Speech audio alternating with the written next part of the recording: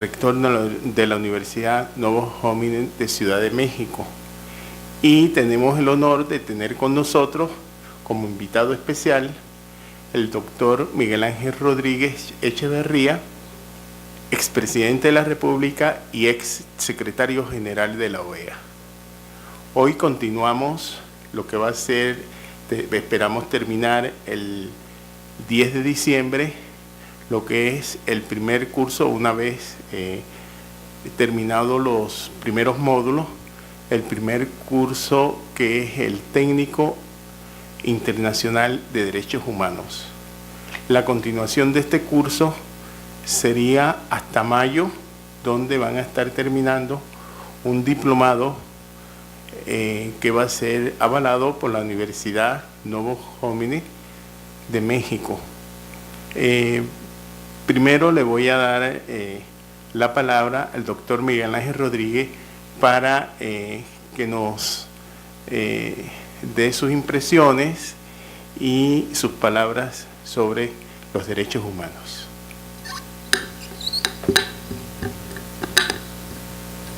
Muchas gracias, don Hermes. Señor rector, gusto tenerlo usted aquí. Unas pocas reflexiones sobre derechos humanos en este momento que vivimos. Todos sabemos que el camino de la construcción del respeto a los derechos humanos es una larga marcha, probablemente tan larga como la historia de la humanidad, que tiene puntos de grandes avances, tiene puntos de planicie en que no se avanza mucho, tiene puntos de retrocesos, como nos ocurre en las actividades de los humanos. En la época anterior a la Segunda Guerra Mundial, vivimos una época en la cual ya desde el siglo XVIII vienen con la Declaración de Independencia de Estados Unidos, con las declaraciones de la República Holandesa, incluso antes con la Revolución Inglesa Parlamentaria y con la Revolución Francesa y la Declaración de los Derechos del Hombre y del Ciudadano, un despertar muy fuerte de la defensa de los derechos del hombre, que convive con instituciones como la esclavitud, el colonialismo, una serie de acciones en las cuales lo que se predica es muy largo de estar cumplido. En nuestra época, no en la de ustedes, en la mía, más vieja, que arranca mucho con la institucionalidad internacional posterior a la Segunda Guerra Mundial, se dan unos avances muy rápidos, muy rápidos en un tiempo muy corto.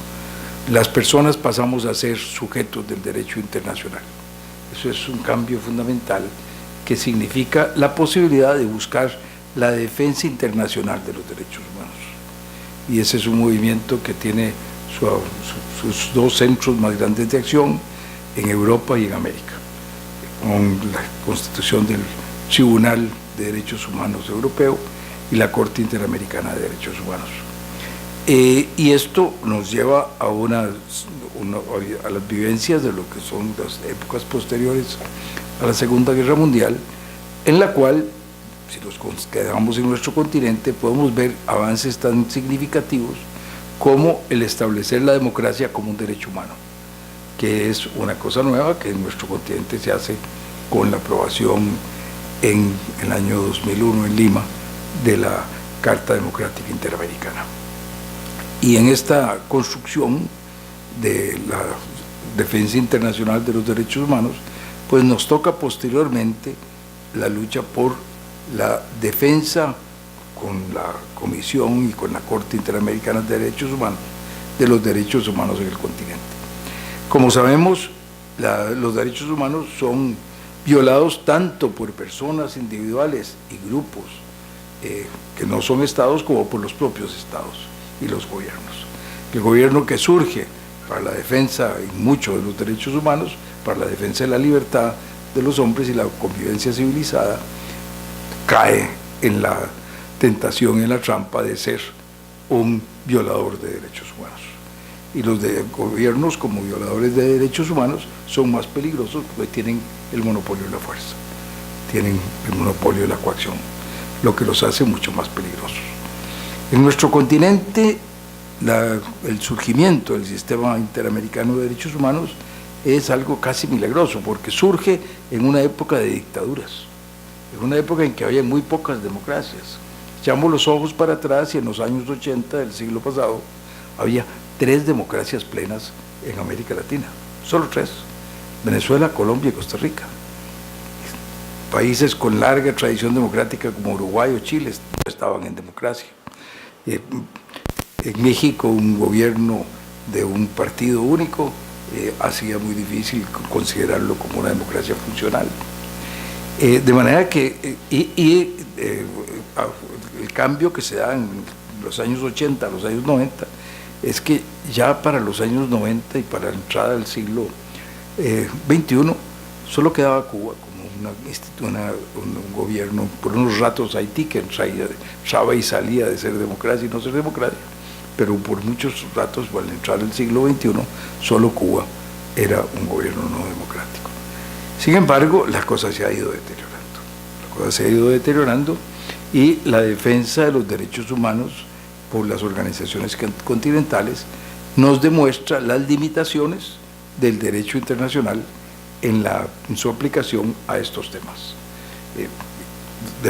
Las instituciones internacionales que surgen, Naciones Unidas, las organizaciones regionales, que surgen, y los tribunales que surgen después de la Segunda Guerra Mundial,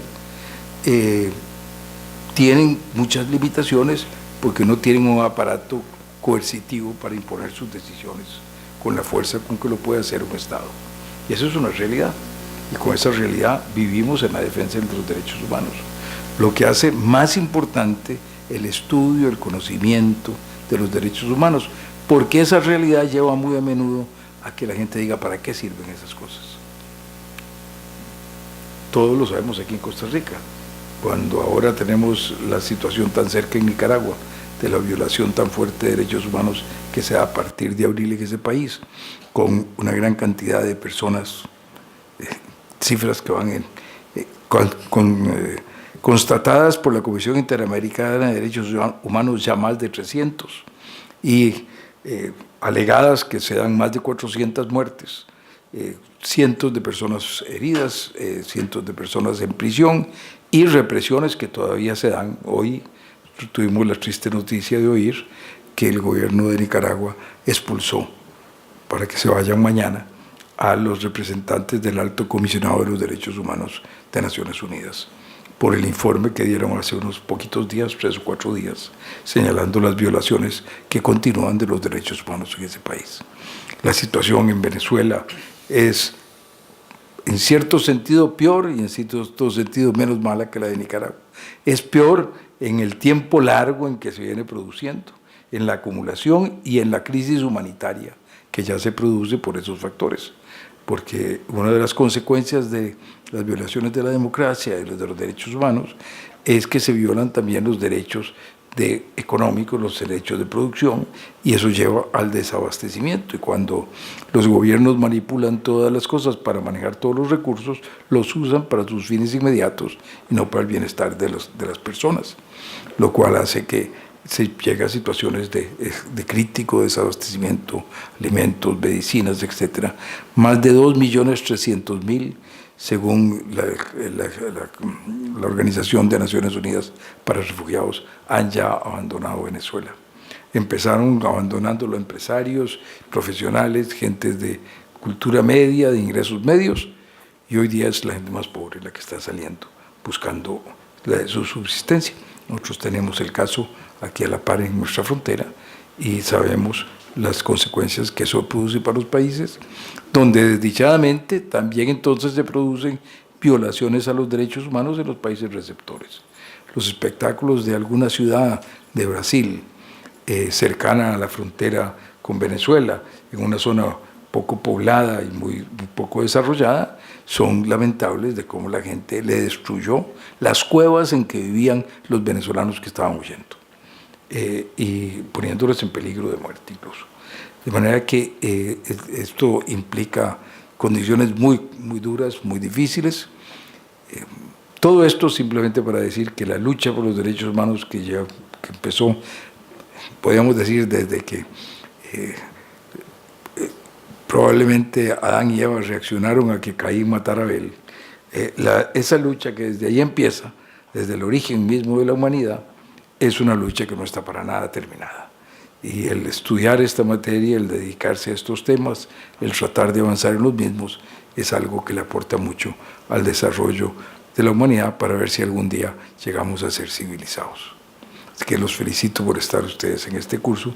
Le agradezco a Hermes, un estimado amigo, que me haya invitado a venir a compartir con ustedes y les deseo que este curso siga siendo de mucho beneficio para ustedes.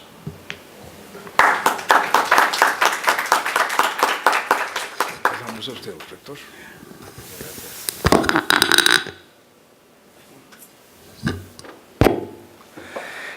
¿Qué tal? Muy buenas noches. Pues miren, sin mayor preámbulo, si ustedes me lo permiten, y en atención al programa que ya está evidentemente definido, ya estamos conectados desde hace unos buenos minutos con México, con nuestra primer ponente, para que posteriormente, al término de ella y la sesión de preguntas y respuestas, entraremos con el segundo ponente, ¿sí?, que es un perito en criminalística, adscrito a la Fiscalía de Antisecuestros.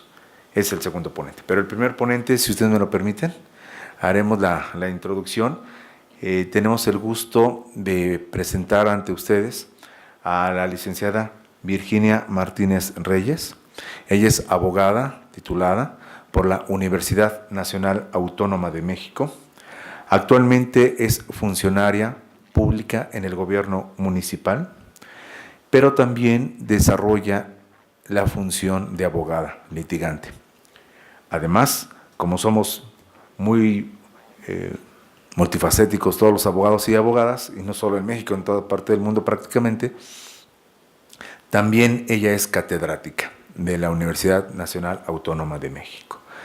Yo simplemente hago la presentación de una partecita del currículum, del nombre, y rompo aquí el protocolo, si ustedes me lo permiten, para que sea ella misma, a través de su intervención, la que se presente. Así es que, si ustedes me lo permiten, le regalamos algunos aplausos a la maestra para que escuchemos su ponencia. Gracias. Adelante, maestra.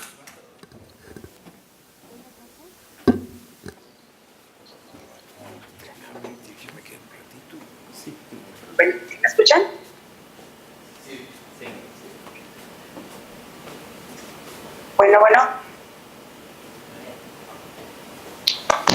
Bueno. Adelante, adelante. Sí, me escuchan ya, ¿verdad? Sí, todo bien. Perfecto. Bueno, pues muy buenas noches a todos. Aquí en México son alrededor de las 7:20 de la noche. Es para mí un gusto estar interviniendo mediante este medio que ya finalmente en tecnología nos está permitiendo llevar a cabo actividades cada vez más extraterritoriales y sobre todo convertirnos en seres humanos realmente en contacto unos con otros. Para ello agradezco infinito a mi querido amigo y maestro, compañero de diferentes actividades a lo largo de la vida, al maestro Ramos.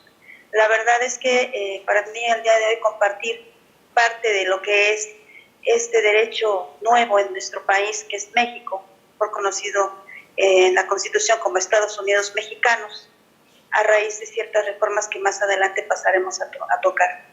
Y sobre todo compartir las experiencias que como servidor público se están dando día a día, derivado de todas las intervenciones de la Corte Interamericana que ha tenido a bien instar para que los países las consideren dentro del marco de los derechos humanos. Asimismo, agradezco a todos los presentes y sobre todo que se den el tiempo para poder tocar un poco de temas de trascendencia y relevancia internacional. Para ello me permito señalar el día de hoy que quise partir del tema de los criterios de la Suprema Corte de Justicia de la Nación Mexicana frente a las determinaciones que ha llevado a cabo en sus resoluciones la Corte Interamericana, con una visión de constitucionalidad. Ello porque, déjenme que les cuente un poquito de lo que es nuestro país en relación con los derechos humanos. Si bien es cierto, esta figura se tenía ya contemplada en el artículo 102, en el apartado B, era una figura que no había sido desarrollada a detalle, y esto tiene más de 20 años. Con el paso del tiempo, llegamos a un extremo en donde el derecho internacional toma nuevas directrices y llega a nosotros de una manera muy puntual con el caso Rosendo Radilla Pacheco, en el cual efectivamente a través de la Corte Interamericana hace los señalamientos al Estado mexicano para que éste adoptara todas aquellas condiciones necesarias desde el punto de vista tanto jurídico como en toma de decisiones en su Congreso, y pudiera llevar a cabo esa rectificación de los errores del pasado cometidos en el año de 1975 a raíz de la desaparición forzada de Rosendo Radilla Pacheco. Con la llegada de esta obligatoriedad del marco del derecho internacional, el Congreso actuó y llevó a cabo efectivamente estos cambios a través de las reformas a la Constitución, las cuales, en cumplimiento de esa resolución de la Corte Interamericana, lo hizo con fecha 6 y 10 de junio del año 2011. Y efectivamente fue un nuevo paradigma para muchos de los compañeros litigantes y de funcionarios y servidores públicos, mediante el cual ahora el Estado mexicano estaba obligado a abrir nuevos derechos y consagrarlos como una legitimación dentro de la Carta Magna, dentro de nuestra Constitución. La reforma fundamental fue el artículo 1, que es el que generó mayor número de nuevos derechos, por llamarlos de alguna forma, establecidos y ya vigilados por este ente constitucional. Sin embargo, así como otros países, al momento de que se instaura esta nueva sinergia jurídica, tenemos un problema que creo no solamente fue de México en el año 2011. Tenemos el caso de Venezuela, que fue desde el año 94, en donde tienes un derecho interno, tienes ahora el nuevo derecho que llega, y entonces entramos en un problema.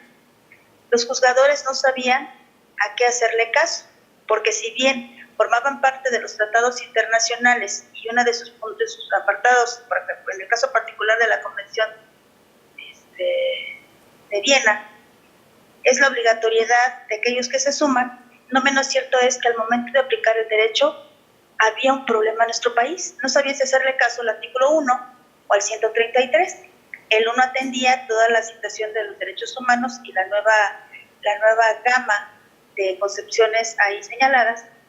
Por otro lado, en el artículo 133 de nuestra Constitución te hablaba, por razones históricas y además obviamente de asentamiento político, de lo que era la llamada supremacía constitucional. Es decir, que ninguna norma puede ir en contra de la Constitución y que además, en este caso el Estado mexicano, pues es el que se da sus propias normas, sus propias reglas y obviamente normatividad al interior.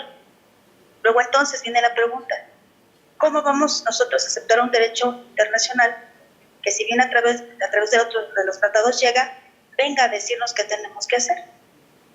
Y los casos se fueron sumando hasta que finalmente se tuvo que discernir este punto a través de una controversia que la Corte tuvo en conocimiento. Y entonces el criterio que se sumó, así como en otros países, fue el señalar que efectivamente no es que se cambie el Estado, no es que le ordenes cómo hacerlo, simple y sencillamente a nivel de contribución y colaboración es seguir criterios en beneficio de lo que más favorezca a la persona o al individuo.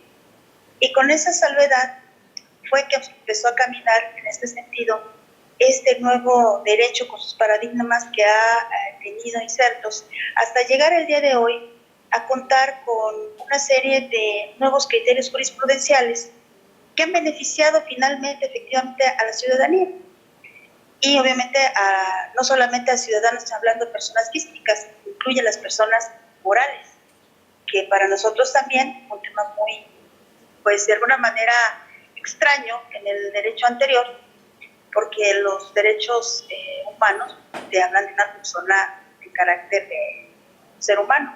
Sin embargo, ya con estas nuevas corrientes doctrinarias y de conocimiento, se le dé esa calidad también a las personas morales. De tal suerte que sigue caminando nuestro derecho en esa sinergia que fue muy lenta al principio, porque no se tenía la claridad, y máxime que aún esto se ata con otro apartado. Viene caminando la corriente doctrinaria, sin embargo, teníamos un problema.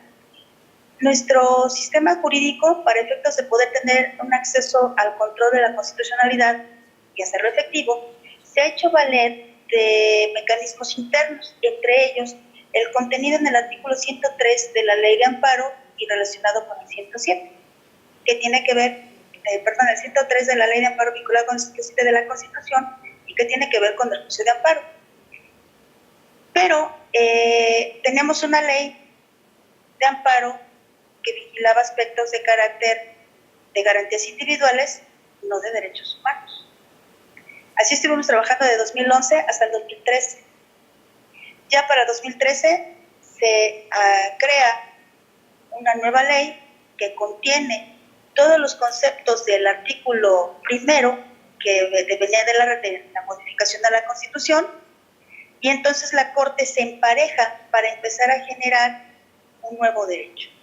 Para esto, en esta creación de la nueva ley, que fue el 3 de abril del 2013, inserta una serie de necesidades que a lo largo de la historia se venían trabajando, no solamente en derechos humanos, sino también en otros aspectos de carácter procesal.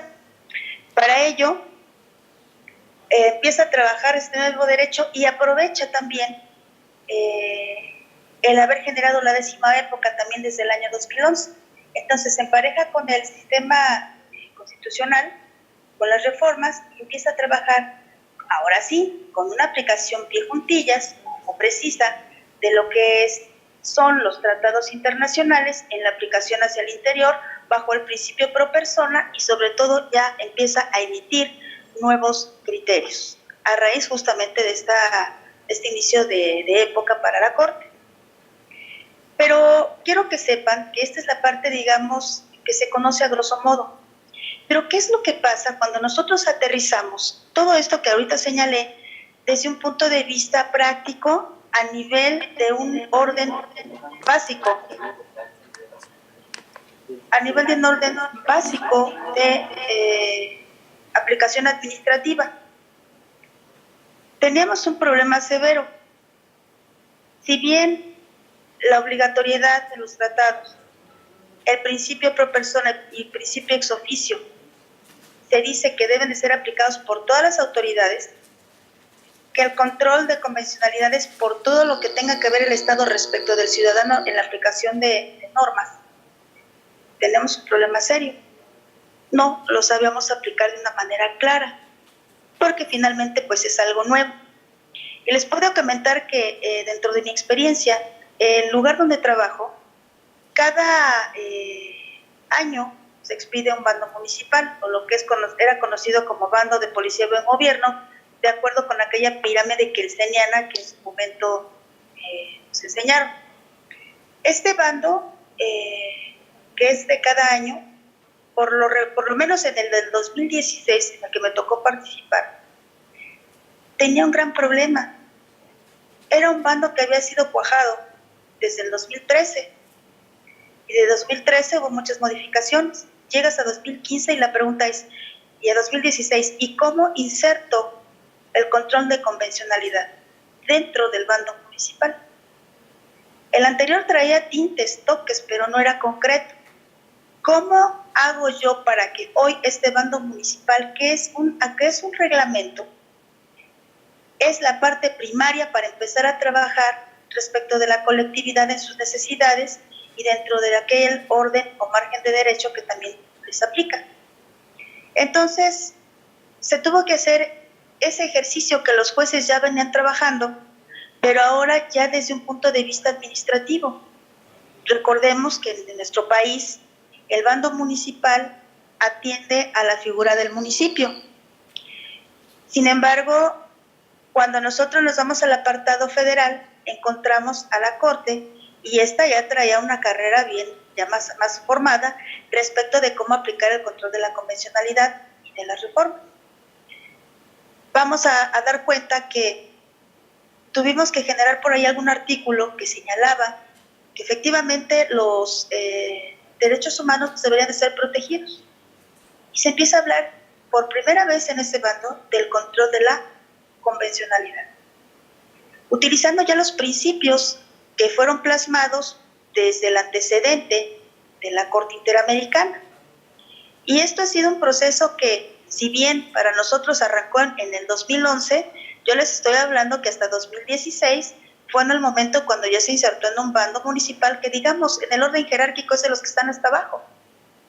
Es decir, tardamos 5 años en hacer una situación precisa de lo que en la entidad administrativa debe de respetar respecto del gobernado o del ciudadano. Entonces, la pregunta deviene, ¿y en estos 5 años qué estuvimos haciendo o cómo estuvimos trabajando desde esta trinchera, desde el apartado municipal? Y bueno, debemos de decir que más allá de que la ley de amparo incluso tampoco tuviera una reforma adecuada o que el reglamento, los bandos municipales estuvieran acordes, se trabajó bajo el principio constitucional, es decir, bajo la norma fundamental. De tal suerte que en todo momento se cuidaron los derechos de los ciudadanos, si no por la disposición normativa expresa, sí por los instrumentos alternos que permitieron hacerlo, como en el caso de las coordinaciones municipales de derechos humanos y por las comisiones estatales. Esa fue una manera de cómo se fue trabajando el tema, pero finalmente no fue suficiente. Hasta el día de hoy, que ya tenemos un apartado mucho más concreto y mucho más definido de esta figura. Con todo y el tema que al principio fue complicado atenderlo porque no se tenía conocimiento a detalle, precisado, hasta dónde debería de llegar el derecho internacional respecto del principio de supremacía. Esa es una de las explicaciones. Y cuando nos vamos al ámbito internacional, pues vemos que no somos los únicos, porque todo país al interior tiene una historia. Y que esa historia, muchas ocasiones, tiene su consecutividad en el planteamiento de artículos. Y esos artículos, al final del día, son esa verdad sagrada que cada quien guarda. Pero al día de hoy, el entendimiento sabemos que debe ser otro y que la óptica es otra. La historia ya quedó atrás, ahora nos preocupa el presente. Y bajo el presente es bajo el cual en nuestro país ya se empezó a trabajar. Déjenme que les comparta, por ejemplo, respecto de lo que es esa vinculación de las sentencias que emite la Corte Interamericana, cómo es que nuestro país las está asumiendo, las está tomando o las está considerando para que también formen parte de este nuevo sistema que tenemos. Les quiero compartir que orgullosamente por aquí traigo una tesis de la Corte que sacamos el día de hoy y que justamente es del día de hoy, la cual me pareció muy, muy interesante porque al final del día es una muestra clave de que se estuvo trabajando durante todos estos años de forma, pues con mucho ahínco por parte de la Corte, en donde señala varios aspectos a considerar en ese rubro. Y por ejemplo, nos dice, esta que está aquí, permítame un segundito.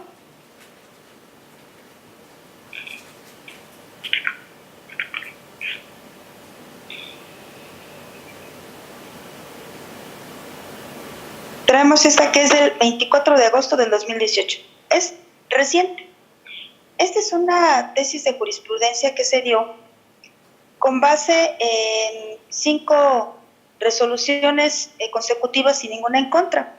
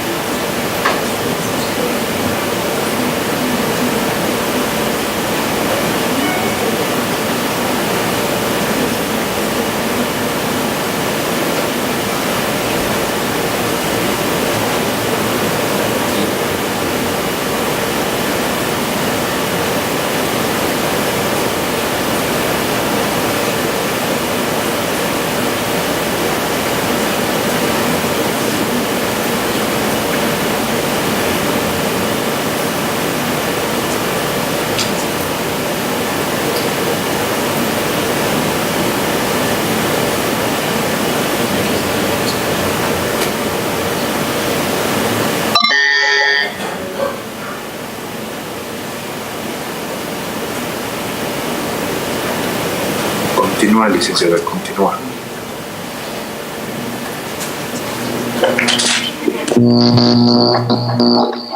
Continúa, licenciada, por favor, continúa.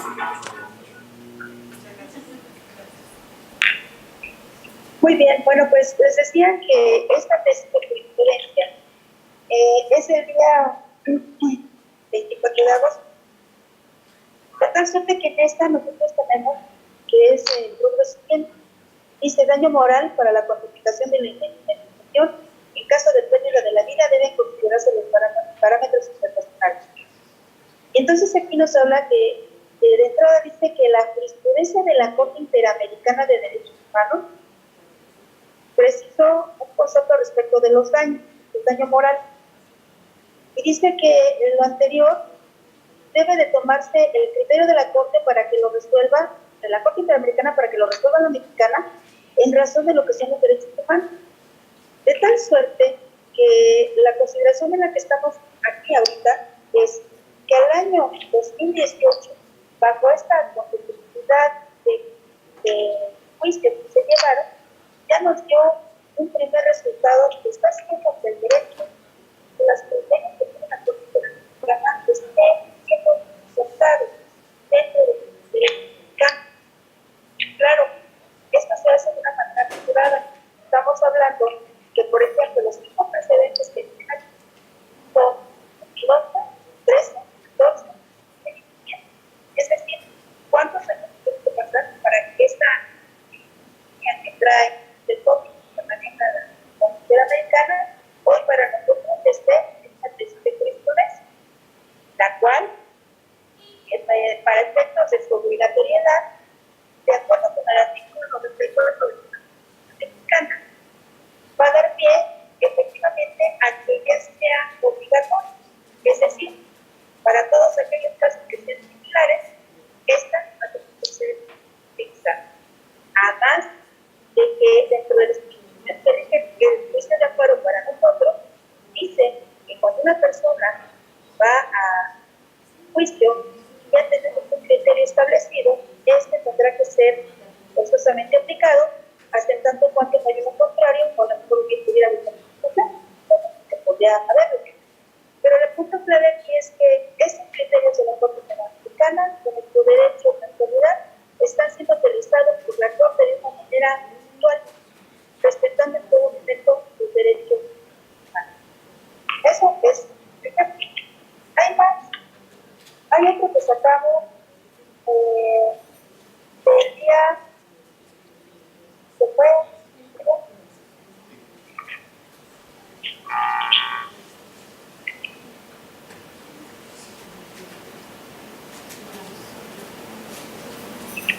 es del 28 de abril de 2017.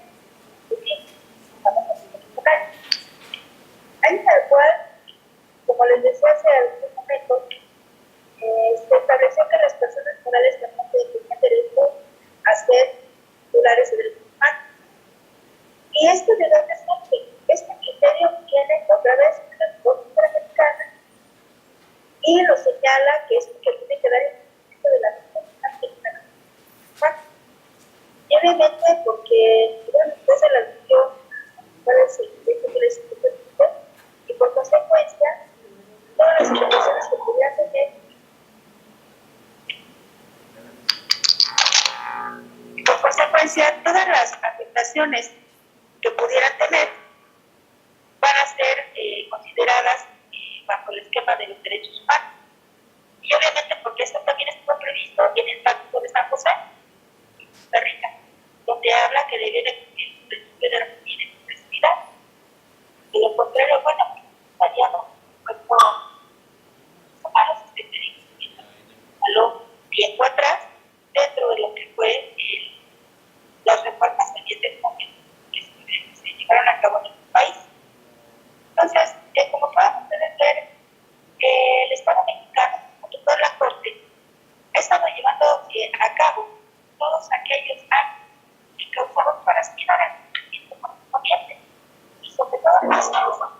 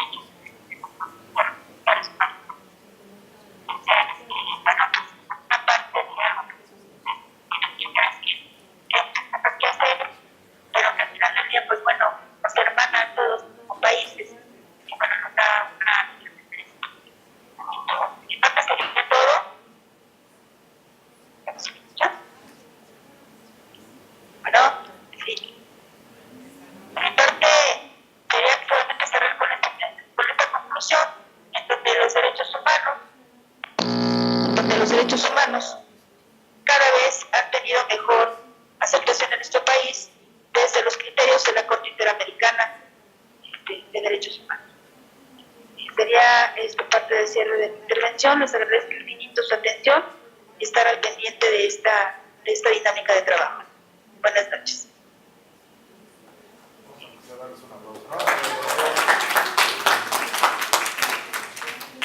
De antemano les ofrezco una pequeña disculpa.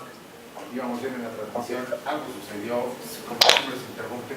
Esa plataforma que estamos usando nosotros es una plataforma gratuita, ¿sí? Y por lo tanto nos permite tener una accesibilidad, pero tiene una temporalidad, es decir, dura 45 minutos.